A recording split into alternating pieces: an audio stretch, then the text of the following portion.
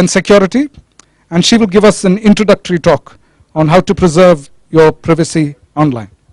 Over to Bernadette. Hi.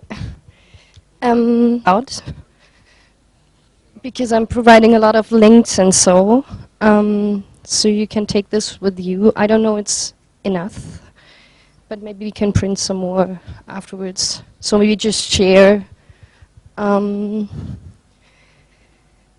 Yeah, so by privacy, Maria already told us a lot, and I think I will raise the same questions, so maybe at the questions and answers section you come back and we will answer it together. She already told us a lot what the government is doing, and then there was Google coming, and I will talk about Google as well. But first of all, you might think you have nothing to hide. But are you really sure? I mean, don't you tidy up your place before guests are arriving? Or don't you like close the curtains when you go to bed? Or don't you, if you are in public space, waiting on a bus station, don't you think twice what you're talking to your friend or on your phone? Because everyone around you can hear you. And haven't you been like maybe embarrassed by some behavior of your parents when you have been a teenager? And there are a lot of things. I mean, some moments in your life where you just want to be alone.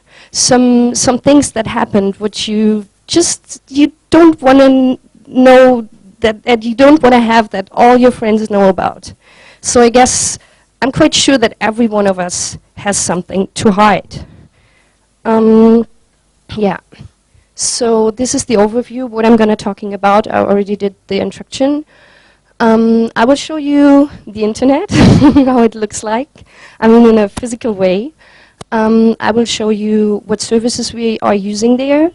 And then I will try to give you really a brief step into alternatives. There is a lot more, and I can just go like really briefly into. So yeah, let's go on. That's the internet.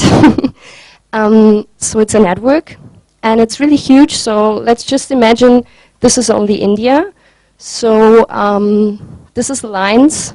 Here it comes in, there it goes out. No, it doesn't. I mean, it's in both directions. This is the big cables coming into India. In the inner country, it most probably looks more like this. So all the bigger cities are connected to each other. So here you can imagine the bigger cities, and they are connected. So you have that big dots. So let's have a look closer. So let's just imagine this is CIS down there. So we are connected to some box down the street. This box down the street is maybe connected to some box in central Domlur. Then it's connected to some central place in Bangalore. And then it goes to the rest of the internet. So let's go a little bit closer again. So here we have CIS. And this is just... So this is the cable which comes into the building. And then we have a network. Here we have Wi-Fi. Every one of us is using Wi-Fi. So most of you will have maybe a smartphone in your pocket and it's connected to the Wi-Fi. So this is my smartphone, this is your smartphone, and this is the next one. So we are a network here in the building, and we are part of the bigger network. So the internet is nothing more than a network of networks. And this is what I want you to remember. This is why I explained it to you. Always, if you are connected to the internet is connected to you. So you are part of this network of networks. You're just one node in the network. So the internet you are connected to is connected to you as well. So what do we do in the internet? We read and write. We look for information, maybe using a search engine. We look for places via maps. We check emails. We are speaking to our friends, maybe instant messaging or even voice over internet. We are watching pictures from the last holiday of our family. We connect to old friends via a social network. We read regional, national, and international news. We also read news of people, things and gadgets. We watch the news online. We even watch some stuff for entertaining. We listen to music. We also listen to podcasts, maybe for educational reasons. Also, we buy some things, maybe just services for travel, and then we have to pay them by online banking. And we're also looking for how-tos and do-it-yourself information, and also maybe we're looking for a job or a place to live. So any one of you in here who will say, okay, I did nothing of that. Okay, I think most of you did some of this, maybe all of it. So what you do is you show a lot of on yourself.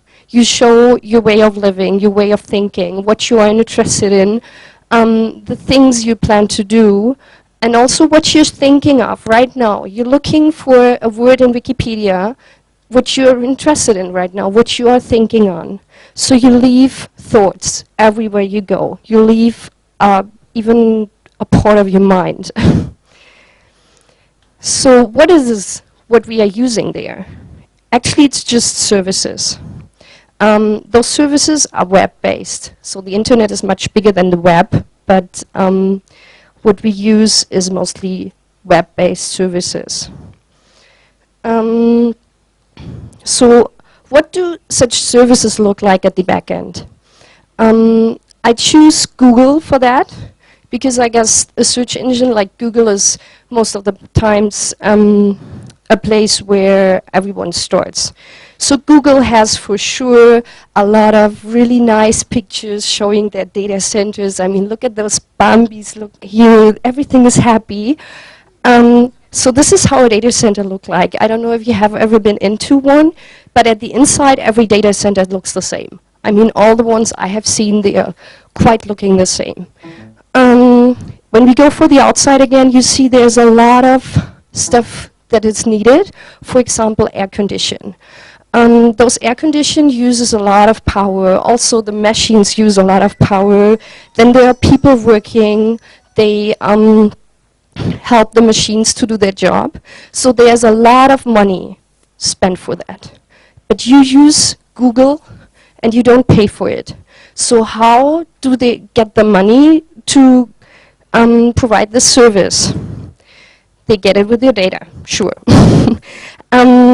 So for Google, it's easy because they earn their money mostly with the ads. I mean, that's what they tell. So the better they know you, the better they can provide you fitting ads, and the more companies are willing to pay them for those ads. And also they sell the places in the results. And we might guess that they also sell that someone's not showing up in the places in the results. So it's important that you use different search engines. If you're looking for something, I mean, if you're just looking up, if you just want to see a phone number or a place, then Google will serve you. But if you're looking for real information, you really have to use different search engines. And I even recommend to not to use Google at all. I mean, there are a lot of those. So I just picked out some. The first 4 of them, they provide more privacy. And for example, Scroogle is providing the same results as Google, but you connect them via HTTPS. So you are not tracked by Google anymore, but you get the same results. And down there are 3.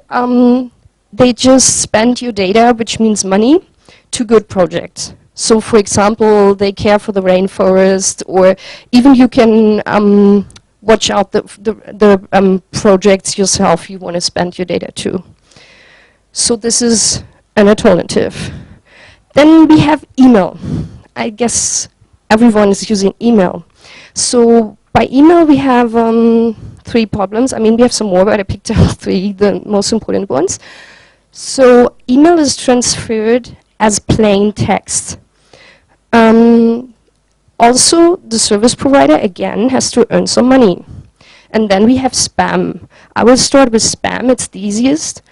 So just use different addresses for different purposes. That's quite easy. I mean, if you just are signing for something you just use once, then just use an email address you just use once. For example, you can use trash mail addresses for that. There are 100 of service providers providing those trash mail addresses. And also there's anonbox.net. It's a service from the Chaos Computer Club. And I also added a link, that's why I did this handout, which is a quite good overview on those. So the next thing, the service providers. So most of you maybe use Google or Yahoo or something. So this is a profit company. So they have to earn money somehow. So the best thing is to use a friend's mail server. And the other way would be just to pay for the service. I mean, you get a service, so why don't you just pay for it? Then you are sure that you don't pay with your data. Actually, the best thing is to combine both of it. So if you have any geeky friend and he's having his own mail server, ask him to give you a mail address and give him some money for that. It'll be like, I don't know, 500 rupees for a year. That'll be totally fine, even 100. Then if you don't have such a friend, you can use a mail server from a non-profit organization. I also picked up 2. And there are also more on that link. That's the same one as before. But you can also use a mail server from a profit organization that earns money with services. So there are, for example, those 2. The first one is a German one, and people can pay for the service. And if you don't pay, you just get less amount of hard drive space. So, and if you want to have more and more special stuff, you can have different email addresses if you pay for. But if you just need an email address, it's for free. So then you know, okay, they earn money, but on their service, but you don't pay for. The same with the Hashmail. It's a service provider, especially for companies. So companies pay, and if you're a private person, you don't pay. So that's easy. Plain text in an envelope. So I told you that the email is transferred as plain text via the network. And you have seen the internet goes like everywhere. And I promise you, every one of you can get the emails from someone else if he really wants to. So it's really easy. You just have to install some software. You just have to be in the same part of the network, and then you just grab the messages because they are plain text. So that's really easy. So if you want to have this, and if you put in your mails in an envelope like you do in real with the paper as well, then you use encryption. That's not that difficult as everyone thinks. So we go through that steps. So you first have to install some software, then you have to choose a good password. I mean, everything is so secure as the password is. And better is even a passphrase, but we will go through that. Then you have to get the concept of asymmetric encryption, I will tell you. And then you generate a key pair, and then you just go. So you install a mail client. That's just an app for your email. So Thunderbird will be the best there. Then you install GnuPG. That's the one who is doing the encryption. Then you install enigmail. That's a plugin for the mail client to connect both of them. Then you have to choose a good passphrase. So there are some rules. And you can even remember this for any service you are using. I mean, you don't have to have a good password only for mail encryption. It would be good to have a good password everywhere. So do not use the same password everywhere. I know most of the people do, but please just, I mean, then have like a handful of passwords and use them for different security levels. So if you have to sign up at some creepy place, a shop where you want to buy something, then just choose a crappy password and don't choose the one you use for your email, for your Facebook account or something. Because, I mean, that guy knows your password, and even though your email address, so he can log in, that's no problem. Also, he will sell it. Sure, there is a market for that. Yeah, I forgot this with the spam. So there is a really big market on email addresses, passwords, and everything. People pay money for that. So don't use the same password. Then also, do not use any words from a dictionary. If you have a password which is in a dictionary, it doesn't count as password. Then also, just add some special characters. I will show that. And then, the longer, the better. You can just type in a whole sentence. That's no problem. So I have an example here. So I just have a sentence. It starts to rain in June, that is monsoon. So my password is IST, that's always the first letter, ISTRIJ, comma, and then I would like, okay, that's not, that'll be too short at the end. So then I decided to stay, and then I said, okay, comma, that, this is an H, here. So you see, I use some special characters looking similar to the letters I wanted to use. So then I can recall it really easy. So the S got the dollar, and the H got the hash, the A is the 4. So this is my password at the end. And I can recall it really easily because I know that sentence. So I type in the first letter of the sentence, and then I type the rest of the sentence in sum and put those special characters in there. So this is quite easy. You can just choose any sentence you like. You can choose a song you can sing. I mean, you know the text of, or even something you learned at school or so. You can also have a saying. And I think for you Indians it's quite easy because you just choose any of your languages you are able to speak and transfer them in the Latin letters. And then also type in those special characters, and then you're totally safe. So you just write a sentence in your language, write it in the Latin letters, and then, I mean, it doesn't show up in any dictionary. Okay, so that's about passwords. Now we're coming to a point at this understanding of basic encryption. It's just a basic understanding what I'm trying to show you. So to understand the asymmetric encryption, what is used for email encryption, it's important to first understand the symmetric. And that's quite easy. People used it 1,000 years ago, and I just learned that the Indian Kama Sutra also used that kind of encryption. So here, the key is go to the alphabet and shift 3 steps left. So an E gets an B. So CIS would be set FP. It's easy, isn't it? So, but the problem is, both sides have to know the same key. So that's symmetric. Both sides know the same key, then they can decrypt it. Is it clear? Yeah, I guess so. Okay. So there we have the problem, because then we have to have a secure channel. This is what Julius Caesar was most thinking about. How can I give them the key? The ones who are like far away, and I want to give them messages. How can I bring them the key on the secure channel? So with the mail encryption, we have a solution for that. The asymmetric. So it's also known as the public key encryption. So everyone has its own key pair. You have a public key and a secret key. The public key is public, and the secret key is secret. To understand this, I choose the analogy of having an open lock, which is the public key, and the key for that lock, which is the secret key. So Bob wants to write a message to Alice. So Bob just goes and grabs such open locks, which are public available. So Alice has them in a box in front of her house, so everyone can grab them. So Bob uses the lock, writes the message, and locks it. And now he's not able to open it anymore because it's only Alice having the secret key who is able to open that lock. So that's actually what you need to know to use it. You have to know that there's a public key, which you have to have public, which you have to have in front of your door, and you have a secret key, which you have to have secret.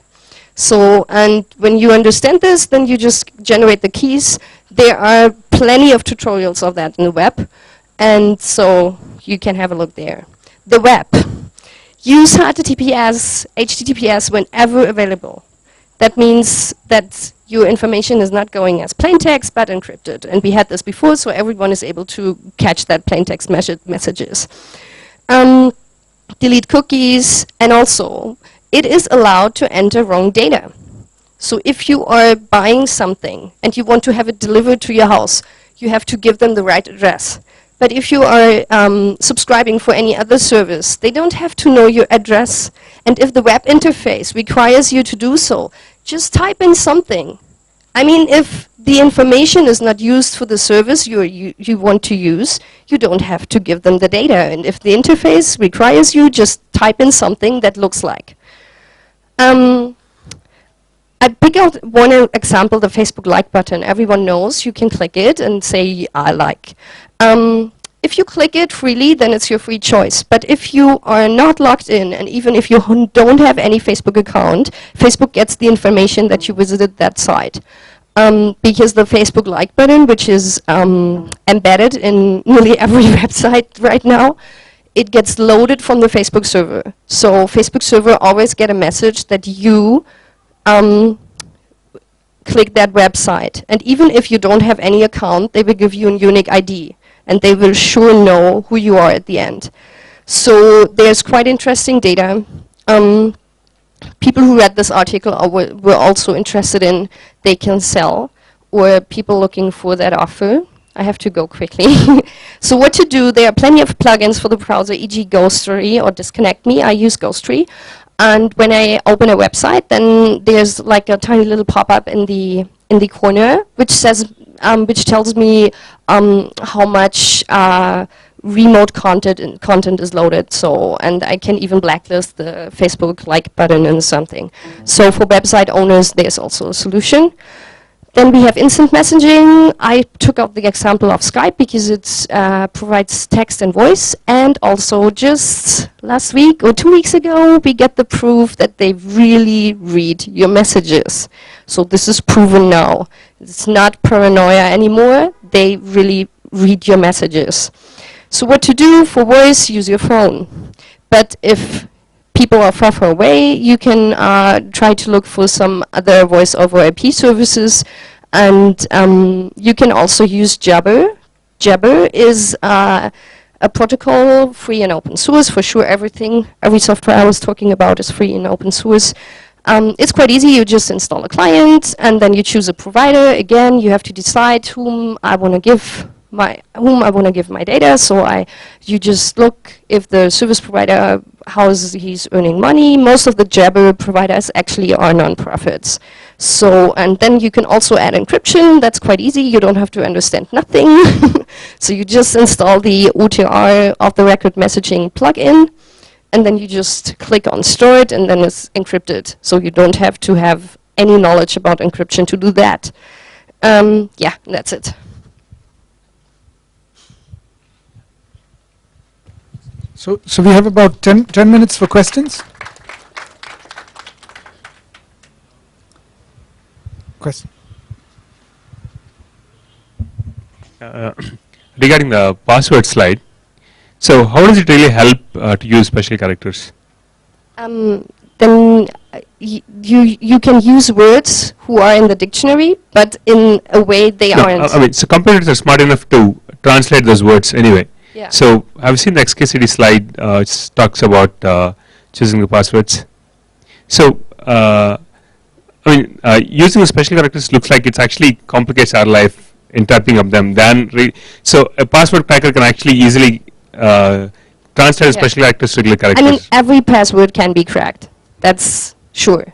And the longer it takes, the longer the password is, and the more different parts of the keys you have, the longer it takes. And so that's basically it. But the thing is, we're not really using random characters there. S is always going to map to $, whether you use it or I use it. So that's very easy trick for a password cracker to. Yeah, actually I should have added this, but I mean, I was just going briefly, so he's totally right. If you use $ for an S, the password cracker will already try this. So if they reckon, okay, this could be that word which is in the dictionary, and there's just that $, and we replace every $, to an S, and every hash to an H, so that happens, sure thing, it does. So it would be even better to use special characters which are not connected to the original letters. You're right. Hi, I use Facebook, so I guess I have to. So this is weird ads, those pop up. I don't click on any of them. But I just realized that my friends probably use those shopping websites than I do. But I just don't know how to control it. Like, it's just so annoying to see them sideline there. So I don't use Facebook, so I don't know. But you're talking about ads showing up. Yeah. So there are ad blockers. That's the easiest thing. You Like, can install I do them. it manually, but then it just comes on like the more and more. Okay. I mean that's Facebook, but okay. You have a recommendation for that? Yeah. Okay. Ad blocker. Okay. Yeah. I know that I'm trying to get off it. So there's plenty of software plugins for your browsers. They are Mhm. called ad blockers. Okay. And you can use them, and if you activate them, they will block the ads of every website. But for sure, this is a cat and mouse thing. Okay. So the websites using different technology that ad blocker doesn't know about, so there will be ads showing up anyhow, but you will get rid of the most. But also think about the non-profit pages you're using. Maybe whitelist them, because if you don't see the ad, they don't get money from that. So that's also a cat and mouse thing. So the ones you don't like, block them, but the ones you are using and they also providing ads for their living, maybe a little blogger or something you like, then just whitelist him and read the ad Okay. for his purpose. Thank you. I have a question. So even if you're the ideal person who does everything you need to protect yourself online, who you anonymize yourself basically, are all of these methods that you're describing sufficient enough to ensure that nobody else that you associate with can give away indirectly your personal data? You can never know. I mean, So how- everyone everyone you that knows you can give away data of yourself. I mean, Right. there is just someone giving you a birthday greeting on any channel, even it's an SMS, and then everyone who's spying you knows your birthday. So in that respect, how effective are these methods? I mean, if how effective is anonymizing yourself if, It's just, general. I mean, it's just parts of them. So for example, if you use OTR on any text messaging you do, which is quite easy, everyone can do, then you just have, I mean, some private channel you can talk to your brother. And, but, I mean, it's just tiny parts. Also, maybe you've heard about the software called Tor, where you can anonymize your whole data. I mean, the whole internet connection, so everything you do is anonymized. But, I mean, if you log into your Gmail account with a non-anonymized line, and then you use Tor and you log in again, then everything is failed. I mean, then everyone can connect you back. So if you want to be really anonymous, then you have to really, really hard study the science of being anonymous. I mean, that's really, really quite hard. So you're totally right. It's just a little part we can do all the time. You started the presentation stating that why are you going for free emails? You subscribe for a paid email service, then your data is secure. How we can know that it will be more secure? That's my question. And my supplementary question is, why not? Is it possible? A wild thought. Can we have some sort of rating by independent agencies based on the past history of a particular agent service provider, how reliable it is, so that public be. So the letter would be really, really nice, but we don't have, and I don't have. I mean, I have a lot of ideas how to implement it, but it's really not easy. And the first, so in Germany, I used to say, if you have the choice between a German-based service or non-German-based service, use the German one, because we have the highest or the best security, data privacy laws, maybe because of our history. And so actually it's all about trust. So if you choose such a non-profit service, for example, you choose for your email a non-profit service, then you have to trust a guy who's doing this, most probably unpaid. So it's I mean, how is he reliable? Maybe there's someone coming and say, okay, I give you that amount of money and you give me that amount of data. So you just have to trust him that he's saying, no fucking way, I won't do that. So it's, at the end, everything is about trust. Also, if you use a service where you pay for and they tell you they will take care of your data and they will not use it for any market purpose, you just have to trust them. But I mean, that's always. When you go out on the street and you order something, you pay, then you also trust them that they will provide you the service. If you call a taxi, you trust that it will come in time. So, yeah. You always have to check, what are those guys? What are they doing? How do they earn money? And how do they spend it? Oh, yeah. Yeah, this question is like slightly related to the previous one. Yeah. Okay, so the question is, yeah. So when you really write down, like specify these email websites like GMX or Hushmail, I mean, is it really that safe? Because I assume that Intelligence Institute have already had a crack at these websites already by now. I mean, Yeah. especially if it's up in public domain, that these are the things that you try to do, avoid them. Yeah. So, I mean, there's nothing is really safe. And actually, I'm using a web server from a friend and I pay him for that. So I really don't know the market on those email service providers. So I know GMX because it's German, and I just found out that Hashmail thing via a search engine search. So I don't know how to trust. I mean, you have to check it yourself. So you always have to click I agree somehow. And then you agree. For example, when Skype, when it turned out that they read the messages and they got confronted with that, their answer was just, yeah, but everyone clicks I agree. We tell this. We say we read your messages. We look at them and we will do stuff with that. And everyone clicks I agree. So you always have to check. But I'm sure you don't, so you just, then you can check on a little bit, so you can check, okay, how do they make profit? That's one point you can check. We'll take the last question from the gentleman there. No. Only last question for the gentleman there. Okay, so Maria and me, we will be around, and also I think Sunil can answer those questions as well. Yeah, this is also related to the previous talk that had just happened. In a concept of a surveillance state and the concepts of privacy, when you look at them together, there are two levels of security that emerge. One is at the server side and one is at the client side. You just address the client side, that is how we can keep ourselves secure. But are you aware of any way that the servers, or for instance, the CMS is in itself keeping themselves secure and keeping our data, or as Indians, our data secure from hackers around the world, for instance? That's my first question. The second question is, I know there are a lot of browsers who are, for instance, say Firefox versus Internet Explorer. Everybody knows Internet Explorer is not that stable or not that secure. Would you rate a particular browser higher than the other? No, I don't rate any particular browser higher than the other.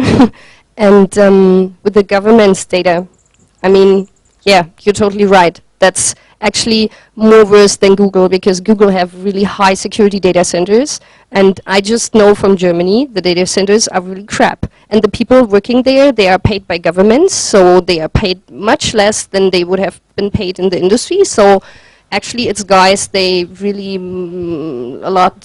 they don't know what they do, so the data stored by the government is really, really not secure. I don't know how it works in India, if the paying is good and if they get good people for that. But actually, people are really good. They don't want to work for the government in that part of the government industry. So yeah, it's not secure at the government. Bernadette, no, we'll end here. Bernadette joined our team at the beginning of this month, or towards the end of last month. She's been with us for a very little time, but she's done something really tremendous, which is she has organized this exhibition. So all the hard work that went into putting that exhibition together was mostly Bernadette and another colleague of mine, Krishna Prasad. So I don't know whether Prasad is around here. We put her German professionalism to test with our Indian inefficiency, but she is still holding together. She hasn't collapsed. And of course, she has brought a bit of her hacker ethos here as well, with the language she's using. It's not language that you will normally hear at a CIS event, but we have to deal with all these questions, such as speech regulation also. So, as the head of the organization, I won't say any more. It just demonstrates that there are a variety of standards when it comes to what is acceptable and unacceptable speech. You thought that was a German trait, perhaps. So. Okay, you thought it was a German word. My question was, there's this thing called the incognito window. I don't know if you're aware of it.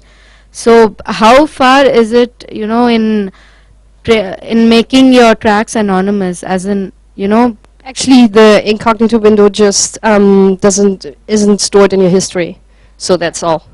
That's it. Yeah, that's actually it. But in terms all of the cookies.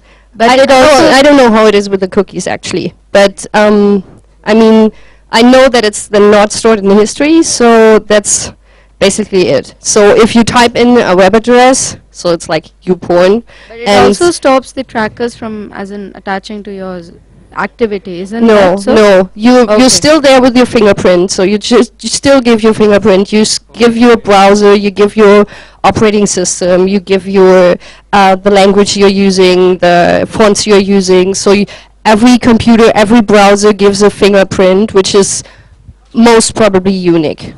So that's how Facebook can give you the ID as well. If you don't have a Facebook account at all, and the like button, what I told, then it will just tracks you about your fingerprint, like the whole configuration your computer has. So your web browser really tells a lot to the service you are using.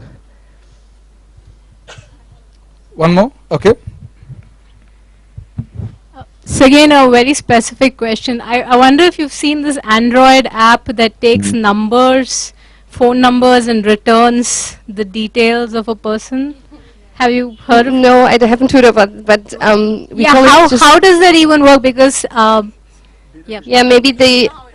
So I mean, there's a phone book somewhere, and no, then I can explain. Okay. So every time somebody subscribes to the Truecaller service, what they're basically doing is sharing their address book with Truecaller. And when you subscribe to the service, then your address book is shared with Truecaller. And if you are looking for a number which doesn't exist in your address book, what Truecaller then does is searches through all the other address book. So I looked for a number on my brother's phone for the person who helped me break a lock at home, a locksmith. But since that number was stored as key, not against the person's name, in some other address book, the answer that Truecaller gave me was key. That number was listed as, and the name against that number was key, because somebody in their address book stored that number of the locksmith against the name key. So how do you opt out? Is there any way to opt out at all? You have to read their privacy policy carefully, and we can help you here at the center. And understand, we don't look at each individual corporation because there's a lot of work. Are we ready to go? Yeah, maybe they have the option to blacklist. So maybe you can contact them and tell them that your number is that you don't allow to have your number in the database. Maybe.